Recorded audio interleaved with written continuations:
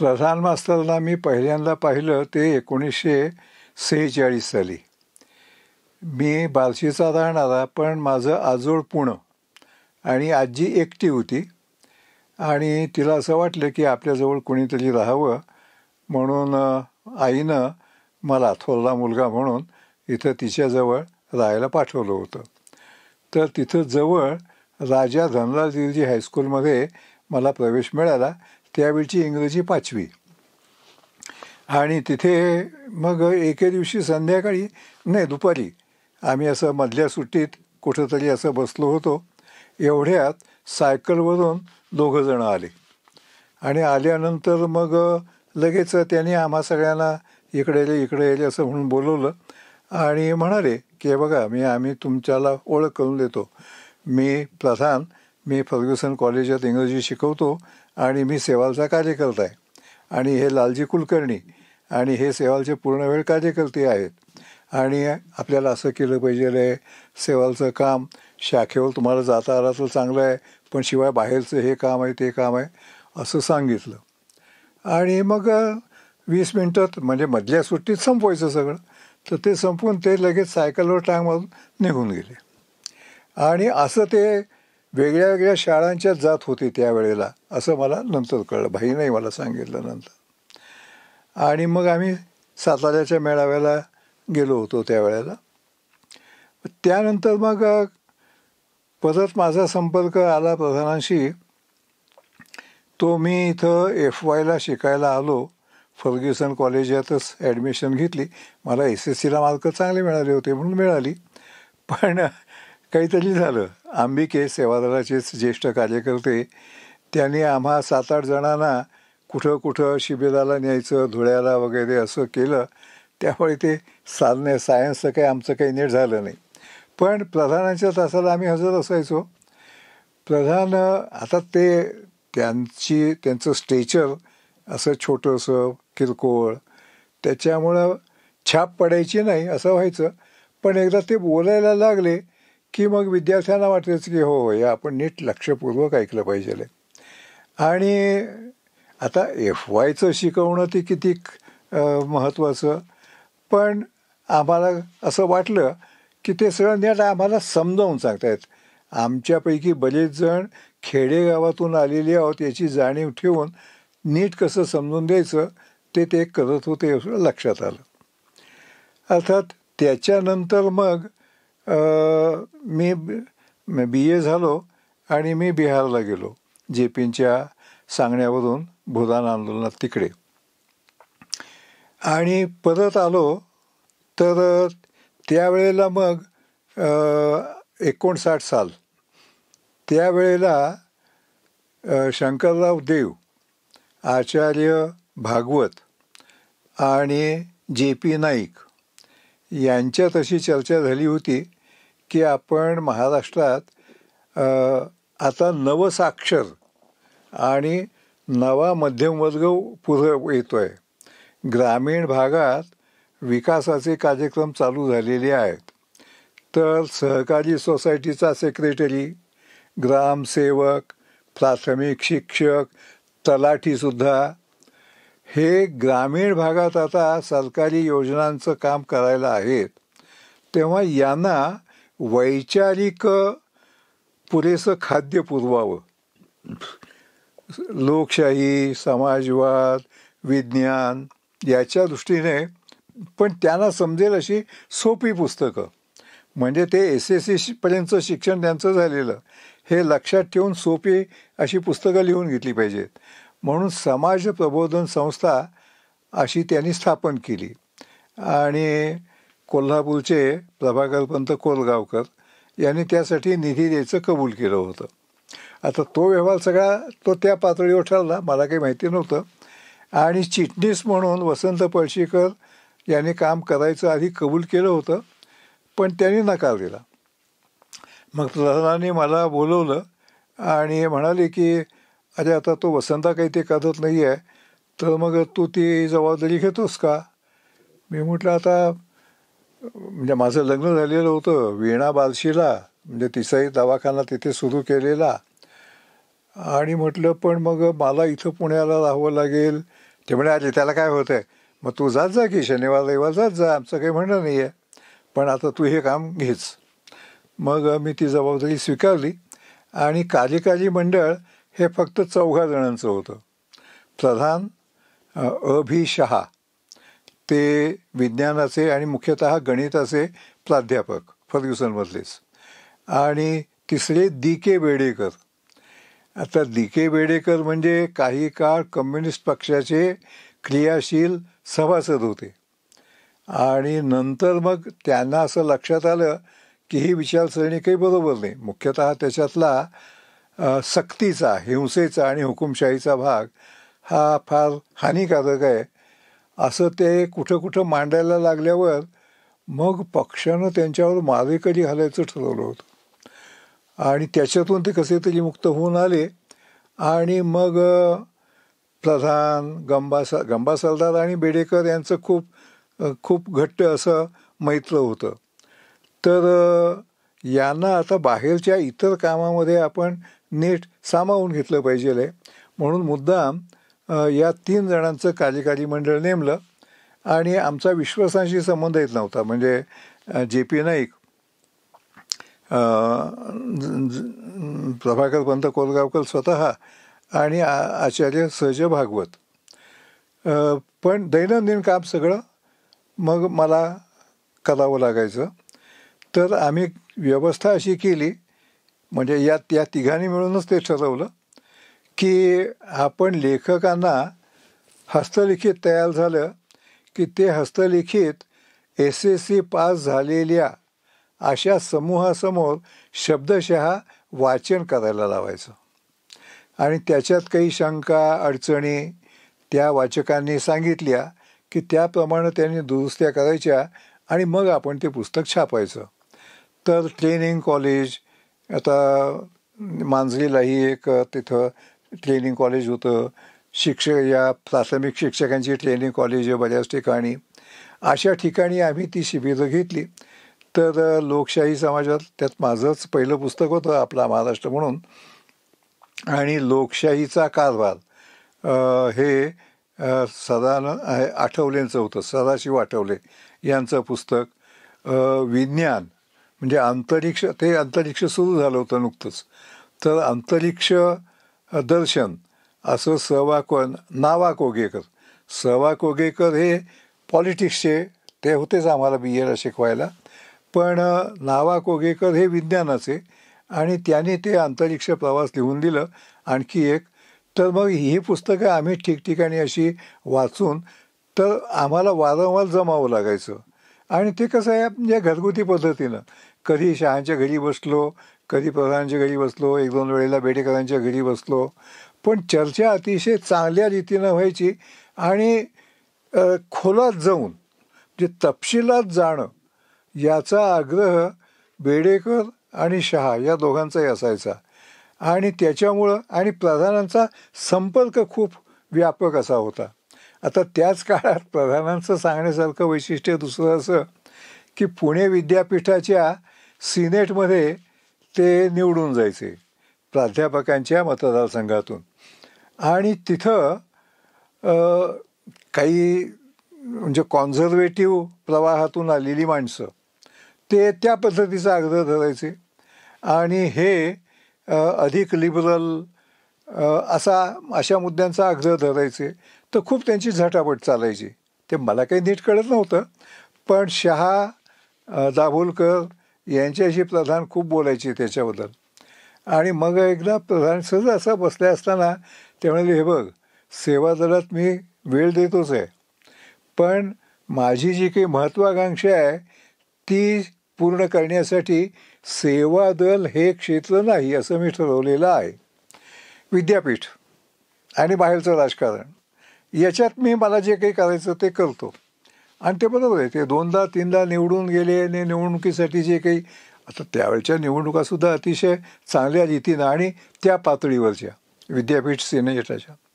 आणि एक महत्त्वाचं काय झालं, त्यावेळेला ग्रामीण भागात महाविद्यालयं खूप सुरू व्हायला लागली पुणे विद्यापीठाच्या कार्यक्षेत्रामध्ये, आणि मग त्यांचे वेगवेगळे प्रश्न असायचे.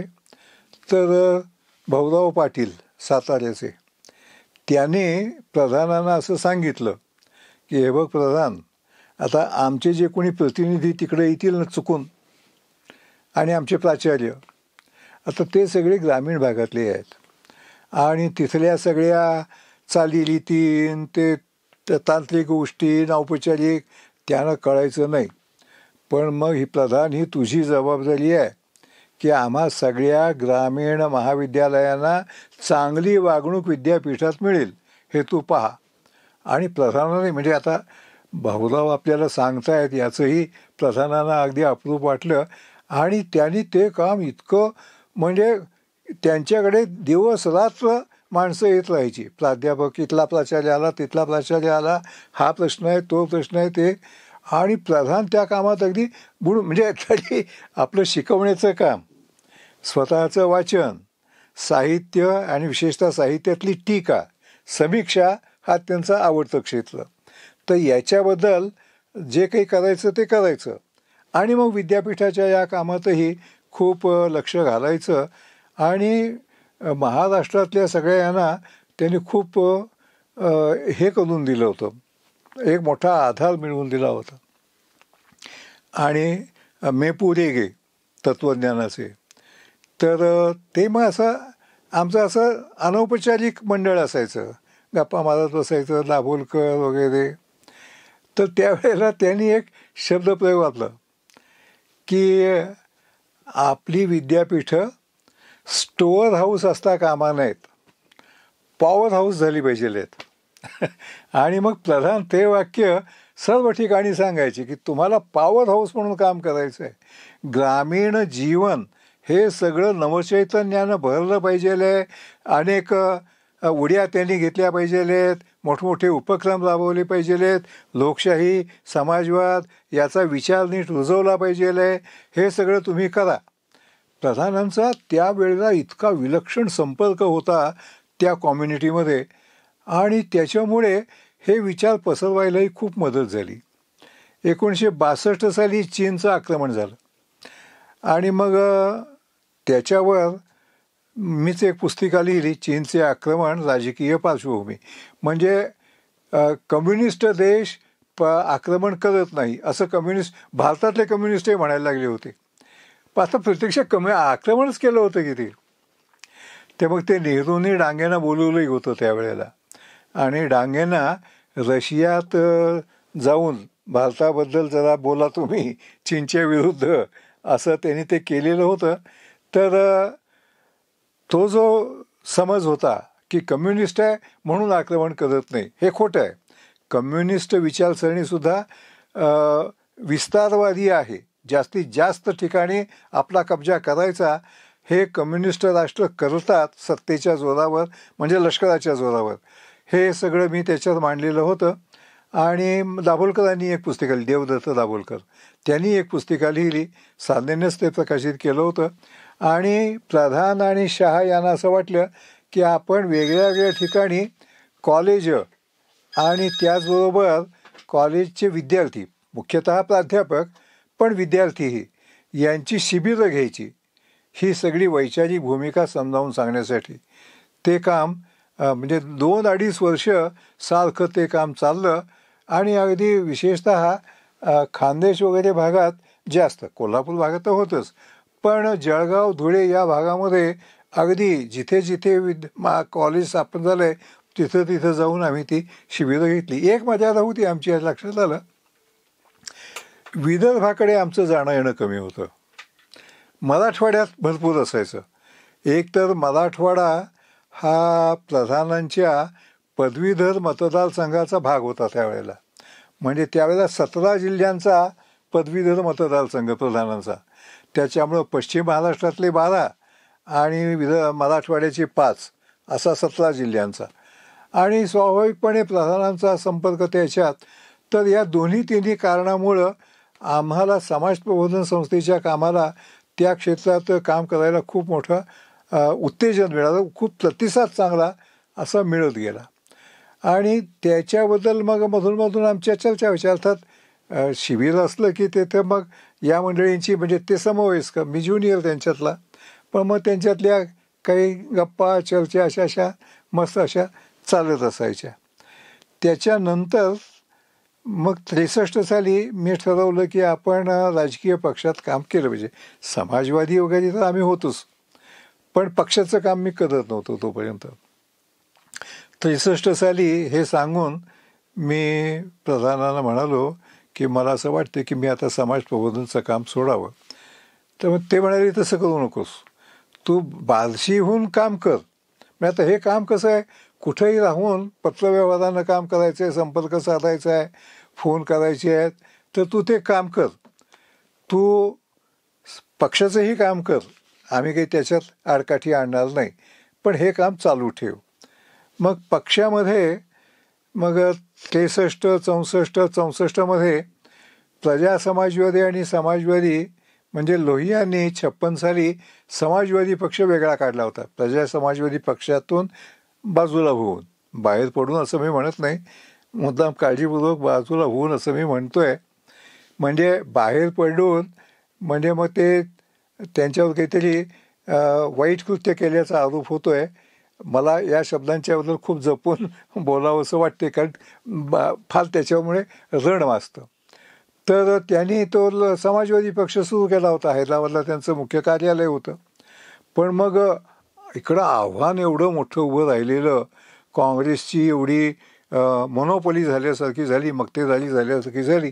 जो 67 साली लोहियांनी विचार मांडला की सलग 3 सार्वत्रिक निवडणुका 52 पासून झालेल्या, आणि काँग्रेस विरोधी मत खूप, पण काँग्रेसला 40%, 38% मतं मिळाली तरी सत्ता त्यांची. का तर विरोधी काँग्रेसच्या विरोधात असलेले जे उमेदवार त्यांच्यामध्ये मतांची विभागणी व्हायची, आणि त्याच्यामुळं काँग्रेस निवडून येते. तेव्हा आपण असं केलं पाहिजे की मतांची विभागणी होणार नाही, विरोधी मतांची विभागणी होणार नाही. म्हणून या विविध राजकीय पक्षांनी त्यांची विचारसरणी, त्यांचे कार्यक्रम ज्यांचे त्यांनी आपापले मांडावेत, त्याला काही आडकाठी नाही. पण निदान जागा वाटप म्हणजे काँग्रेसच्या विरोधात विरोधी पक्षाचा एकच उमेदवार होईल अशा प्रकारची जागा वाटणी करावी, असं धोरण त्यांनी मांडलं. आणि त्याचबरोबर स्वाभाविकपणे मग तुम्ही बाकीच्यांना एकत्र करायला निघालात, मग निदान जे समाजवादी आहेत ते एकत्र तुम्ही का होत नाही, असं बोललं गेलं. तेव्हा लोहियांनी त्याही बाबतीत म्हटलं की बाबा मला असं वाटतं की ऐक्य व्हावं, पण आता माझ्यावरच लोकांचा राग आहे, म्हणजे प्रजा समाजवादी पक्षाच्या लोकांचा. तेव्हा बाकीच्यांनी पुढाकार घेतला पाहिजे. तर मग SMनी पुढाकार घेतला त्याच्यात, आणि मग प्रजा समाजवादी आणि प्रजा समाजवादी आणि समाजवादी यांचं मिळून संयुक्त समाजवादी या नावानं एकत्र काम करायचं असं ठरलं. आणि त्यावेळेला सगळे आम्ही एकत्र होतो, म्हणजे प्रधान वगैरे वगैरे.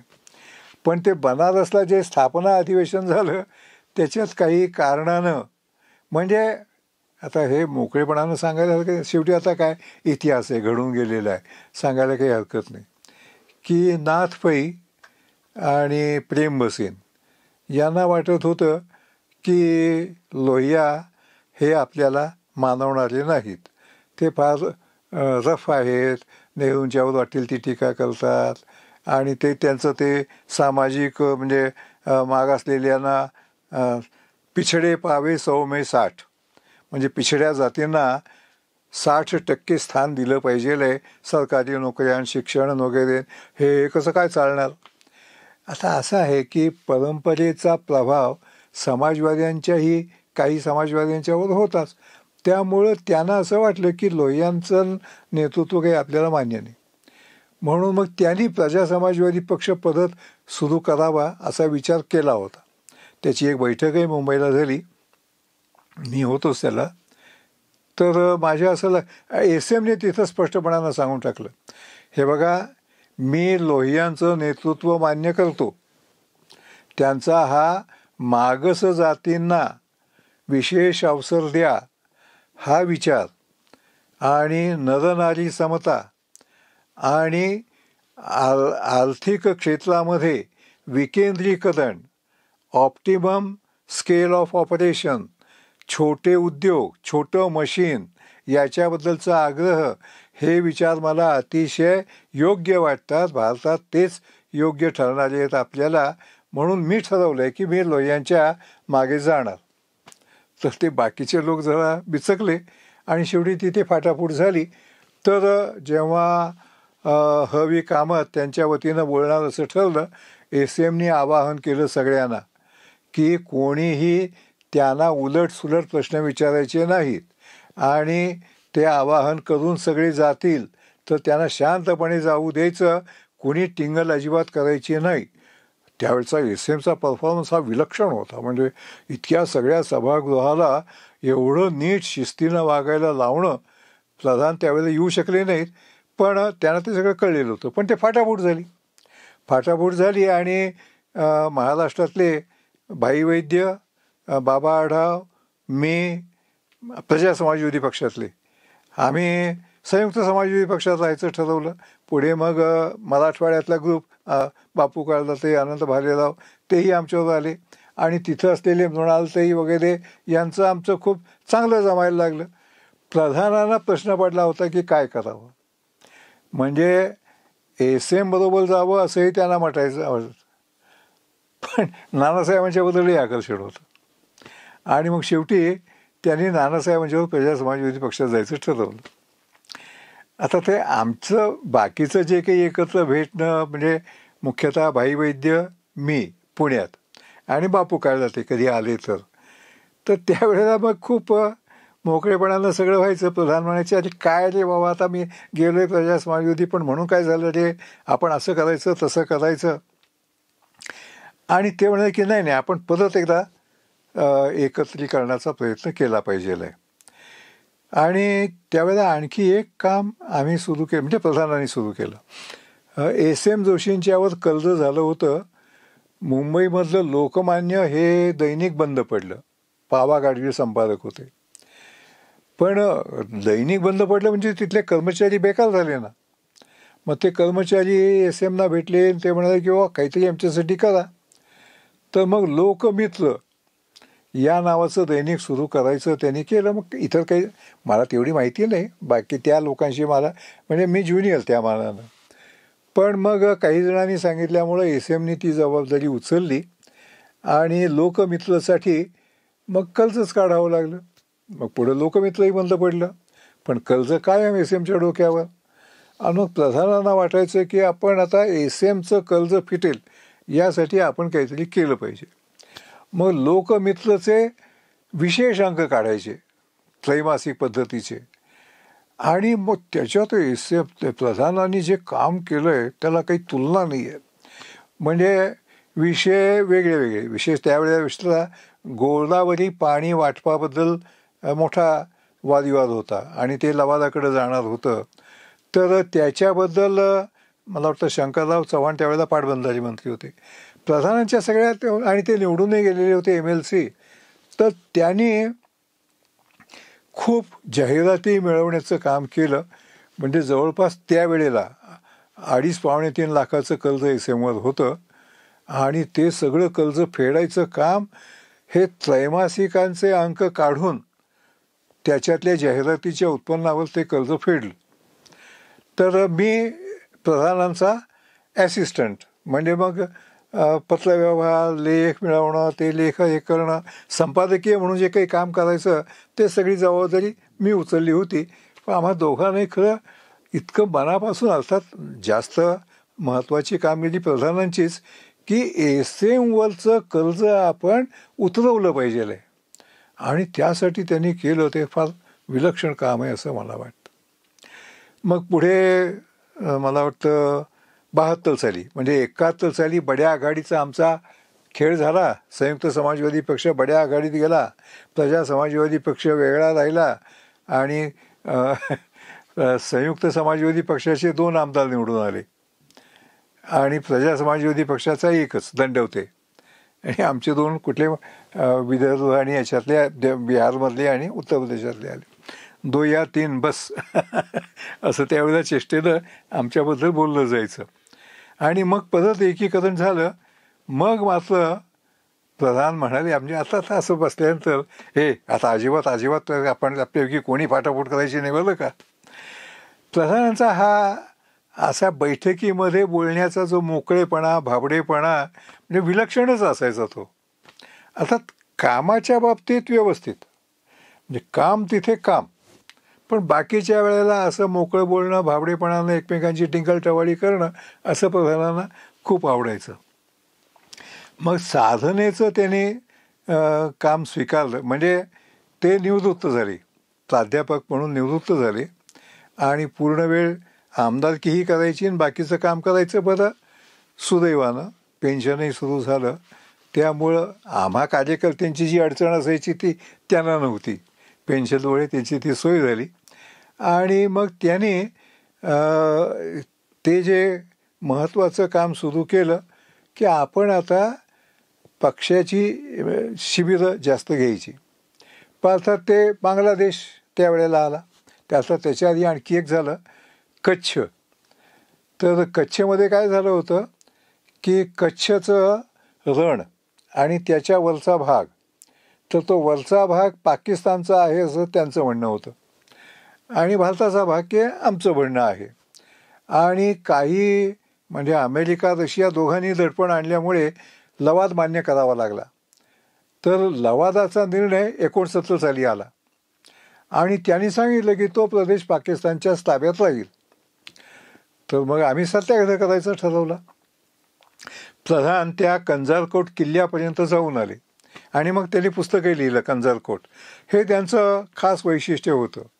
तिकडं ते काश्मीरमध्येही जाऊन आले आणि पुस्तक लिहिलं. मला वाटतं हाजी पीर हे काश्मीरबद्दलचं पुस्तक लिहिलं त्यांनी. नंतर कंजारकोट हे कच्छबद्दलचं लिहिलं. तर मी तिथे सत्याग्रहाचं सगळं संघटन करण्यासाठी 52 दिवस म्हणजे जवळपास 6 महिने मी भुजला राहिलो. सगळं आम्ही सत्याग्रहाचं आयोजन केलं. शेवटच्या दिवशी आम्ही सगळ्यांनी सत्याग्रह केला. फर्नांडिस, लाडली मोहन, कर्पूरी ठाकूर होते. कर्पूरी ठाकूर मुख्यमंत्री म्हणून निवृत्त झाले होते बिहारचे आणि आम्ही सगळे होतो त्यावेळेला. आणि जेलमध्ये आता ते आम्ही राजकीय कैदी, त्याच्यामुळे आम्हाला पूर्ण स्वातंत्र्य असायचं आणि आम्ही तो न्यायालयात तो लढा जिंकला. म्हणजे काय झालं, तुम्हालाही रस येईल म्हणून सांगतो, वाचकांनाही बरं वाटेल. तिथे जिल्हा दंडाधिकाऱ्यानं 144 कलम पुकारलेलं होतं कच्छच्या रणामध्ये. 144 कलमाची ती तरतूद काय आहे, सार्वजनिक ठिकाणी म्हणजे जिथे लोक खूप जात येत आहेत अशा ठिकाणी शांतताभंग होऊ नये म्हणून 4 पेक्षा अधिक लोकांचा जमाव जमू नये असा तो 144 निघणारा आदेश असतो. तर मी म्हणजे त्यावेळेला मला थोडं कायद्याची माहिती आहे, आम्ही बारकाईनं बघितलं आणि आम्ही हा मुद्दा न्यायालयात मांडला. कच्छचं रण आहे, ते माणसं राहत नाहीत, जायला यायला जेमतेम एक रस्ता आणि पावसाळ्यात पाण्यामुळं ते चिखल होतं मिठाचं आणि उन्हाळ्यात मीठ वितळल्यामुळे चिखल होतं. मग अशा ठिकाणी माणसं जात येत असणं शक्यच नाही आहे. म्हणजे not a public place frequented by the public, या व्याख्येनुसार ते नाही आहे ते पब्लिक प्लेस. आणि मग तिथं यांनी हा जमावबंदीचा हुकूम लागू केलाच कसा, म्हणजे the district magistrate did not apply his mind to the problem. अशा प्रकारचा युक्तिवाद मी केला. मीच म्हणजे वकिलांना आम्ही बाजूला ठेवलं आणि मीच कोर्टासमोर ते सगळं मांडलं आणि कोर्टानं आमच्या बाजूला निकाल दिला. इलाजच नव्हता त्यांचा. तर त्यावेळेला मग प्रधान तिथं आले आणि त्यांनी कंजारकोट हे पुस्तक त्याच्यानंतर लिहिलं. पण नंतर परत बांगलादेशचं. आता बांगलादेश लढाईत आपण पाठिंबा दिला पाहिजे. जयप्रकाश यांनी त्यात खूप महत्त्वाची कामे, म्हणजे काही परदेशात जाऊन त्यांनी तिथल्या सत्ताधाऱ्यांना भेटून किंवा पाकिस्तानला तुम्ही समजावून सांगा हेही सांगण्याचं काम केलं. आणि इकडं जे त्या शेख मुजीबुर रहमाननं बांगलादेश मुक्ती वाहिनी असं त्या संघटना सुरू केली होती, त्यालाही मदत केली. आणि मग शिरोभाऊ लिमय तिथं जाऊन राहिलेले होते काही दिवस. तर SM म्हणजे प्रधानांनाही त्याच्यात खूप रस होता. आणि मग काय झालं की विजय मिळाल्यावर प्रधान तिथं गेले, सगळा दौरा करून आले आणि त्यांनी आम्हाला सोनार बांगला हे पुस्तक हे त्या आधारे लिहिलं. तर प्रधानांचं हे जे खास वैशिष्ट्य की म्हणजे वाङ्मयीन दृष्टीनं बघायचं या अशा घटनांच्याकडे, त्याच्यातलं नाट्य, त्याच्यातली उत्स्फूर्तता, याचं त्यांना विशेष आकर्षण वाटायचं. म्हणजे ते साहित्याचे प्राध्यापक होते, याच्यातला हा महत्त्वाचा भाग आहे की आपल्या आजूबाजूला घडणाऱ्या सगळ्या राजकीय घटना, सामाजिक घटना याच्याकडंही ते साहित्य समीक्षेच्या दृष्टीने बघायचे. आणि मग त्याच्यावर त्यांनी इतकं चांगलं लिखाण केलेलं आहे. आणि साधनेचे संपादक झाल्यावर ते म्हणजे बापटांना सोबत घ्यावं लागलं त्यांना, ते खरं आहे.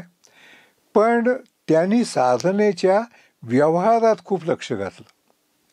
त्यावेळेला विस्कळीतपणा आलेला होता, व्यवहार नीट होत नव्हता. प्रधान म्हणाले की मला व्यवहार कळत नाही, पण कोणाच्या मदतीनं व्यवहार सुधारता येईल हे मला नक्की कळतं. आणि मग त्यांनी 2-3 जणांना याच्यात आणून ते सगळे हिशोब कसे ठेवायचे वगैरे नीट करायला लावलं. आता यदुनाथ थत्ते काही राहणार नाहीत, मग तरुण पाहिजे, तर त्याने नरेंद्र दाभोलकर आणि जयदेव डोळे यांना निवडलं. आणि असं खूप त्यांना असं हे बघ मला मला किती चांगलं जमलं बघ रे, हे दोघं जण तयार झाले, किती चांगले पत्रकार मिळाले. म्हणजे असं इतक्या म्हणजे अगदी बालकाला शोभेल अशा निरागस पद्धतीनं भाबडेपणानं ते बोलायचे. आणि त्यांनी नंतर मी हेही सांगितलं मला की हा जो सरदार बिवलकरांचा वाडा, त्याने त्यावेळेला जागा खूप होती, पलीकडं एक हॉल, मग त्यात आंतरभारतीला ते दिलेलं, मग मागं प्रेस, पत्र्याचं छप्पर होतं पण सगळं, आणि ते त्यावेळचं ते जुळणी करणं, टाई जुळवणं असं ते सगळं असायचं. तर ते सगळं चाललेलं. पण मग आता त्यांनी तर कब्जा मागितला आहे, तर मग त्यांच्याशी वाटाघाट नीट करून ही जागा एवढी तुम्ही बांधा, पण आम्हाला एवढी जागा तुम्ही द्या. हे अतिशय व्यवहार चातुर्यानं प्रधानांनी हे काम केलं. या कामी त्यांना धारियांची मदत झाली खूप. म्हणजे धारिया शेवटी केंद्रीय मंत्री या दृष्टीनंही त्यांचं वजन होतं. तर हे एवढं जमवण्याचं काम म्हणजे एका बाजूला साधना साप्ताहिक आणि ट्रस्टचा व्यवहार नीट चालावा यासाठी पाहिजे त्या पद्धतीची शिस्त लावणं. स्वतः नाही लावता येत, पण कुणी शिस्त लावू शकेल त्याला आणायचं आणि त्याच्याकडून लावून घ्यायची. आणि आता साधनेला एक असं जरा नवं पिढीचं अंतर झालेलं आहे. नव्या पिढ्यांना आकर्षक वाटेल अशा पद्धतीनं साधना कशी चालेल म्हणून या 2 तरुणांना त्यांनी आणलं. आणि आपण आता पाहतो की त्याच्यामुळे साधना म्हणजे हे तर जाणवतच आहे की भल्या भांडवलदारांनी साप्ताहिक चालवण्याचा प्रयत्न केला, त्यांचे दिवाळी अंकही. पण नरेंद्र दाभोलकर हे फार चांगल्या रीतीनं सांगायचे की महाराष्ट्र टाइम्स, अमुक तमुक या सगळ्यांचे दिवाळी अंक असतात, पण पुरस्कार साधनाच्या दिवाळी अंकालाच मिळतो. आणि म्हणजे हे साधनेचं अर्थात गुरुजींच्यामुळेच येते की महाराष्ट्रातले सगळे नामवंत साहित्यिक आणि कवी आपलं पहिलं लिखाण साधनेला पाठवायचे न मागवता. माझं साधनेला गेलंच पाहिजे, म्हणजे त्यांची ती आंतरिक तळमळ असायची. पण त्याचा योग्य उपयोग करून घेण्याचं कसब हे नरेंद्र दाभोलकरांच्यात आहे हे लक्षात आलं. जयदेवनं काम सोडलं आणि ते बरं झालं, म्हणजे त्याचं क्षेत्र वेगळं आहे. म्हणजे तो सध्या पत्रकार म्हणून खूप चांगलं काम करतोय दिसतंच आहे आपल्याला. पण इथं ही जी घडी ही नीट लाववायची आणि त्या साप्ताहिकाला चांगलं वेगळं वळण द्यायचं, हे दाभोलकरांनी काम केलं. आणि मग 60 वर्ष पूर्ण झाली साधनेला. मग प्रधानांनी आणि त्यांनी विचार केला. त्यावेळेला राग जाधव यांची मदत आपल्याला मिळाली आणि ते 60 वर्षातल्या अंकातले काही निवडक असे काढायचे आणि त्याची पुस्तकं वेगळी करायची. तर मग ती चर्चा करताना प्रधान मला बोलवायचे, आम्ही बसायचो. अर्थात मुख्य मेहनत राघव जाधव, प्रधान आणि दाभोलकर या तिघांची आहे. प्रधानांनी त्याच्यात इतकं बारकाईनं काम केलेलं आहे, म्हणजे इतक्या त्या फायली अशा लांब रुंद त्या अशा सांभाळत वाचायच्या, त्याची निवड करायची. आमचे त्यावेळेला घर सोडून राहायला तिथं गेलेले होते हडपसरला, तिथल्या हॉस्पिटलमध्ये, महाराष्ट्र रुग्णालयामध्ये. पण सगळं काम ते इतकं मन लावून जीवापाड त्यांनी केलं. म्हणजे खरोखर साधना साप्ताहिकातून इतकं भरीव साहित्य, इतकं विविध साहित्य हे प्रकाशित झालं आहे, हे परत एकदा मराठी वाचकांना उपलब्ध करून देण्याचं काम हे प्रधानांच्यामुळे झालं. मदत राघव जाधवांची खूप झाली, दाभोलकरांचं तर संघटना चातुर्य त्याच्यात आहेच, पण दृष्टी आणि पाठपुरावा हे प्रधानांनी केलं, हे अगदी विलक्षण आहे. अर्थात ते फाटाफूट झालेली, पक्ष आता टिकत नाही आहे, तर 2-3दा त्यांनी आम्हाला बोलवलं. म्हणजे भाई, मी, बापू, एकदा या, ते जेवायला या, आपण जाऊ. मग जेवायला गेल्यावर सोशलिस्ट पार्टी केव्हा तुम्ही स्थापन करणार सांगावं मला, हे जनता पार्टी अमुक तमुक सगळं काय बिघडलेलं आहे, पण सोशलिस्ट पार्टी स्थापन म्हणजे इतकं ते. आता तो त्यांचा जो भाबडेपणा म्हणजे विलक्षण, निरागस पण तीव्र, असा अगदी काहीतरी मनातून उसमळून येतं अशा पद्धतीनं ते बोलायचे. आणि मग आम्हाला वाटलं की काहीतरी केलं पाहिजे. मग आम्ही सोशलिस्ट पार्टी सुरू केली आणि अशा रीतीनं म्हणजे अगदी शेवटच्या क्षणापर्यंत समाजवादी चळवळ, साधना साप्ताहिक, राष्ट्र सेवा दल याचं भलं कसं होईल याची चिंता बाळगत आणि त्यासाठी पाहिजे ती पावलं उचलत असं प्रधानांनी इतकं मोठं महत्त्वाचं काम केलं आहे. खरोखर त्यांच्या त्या कामामुळे त्यांच्यासमोर आम्ही आमच्यासारखे नेहमी नतमस्तक होतात.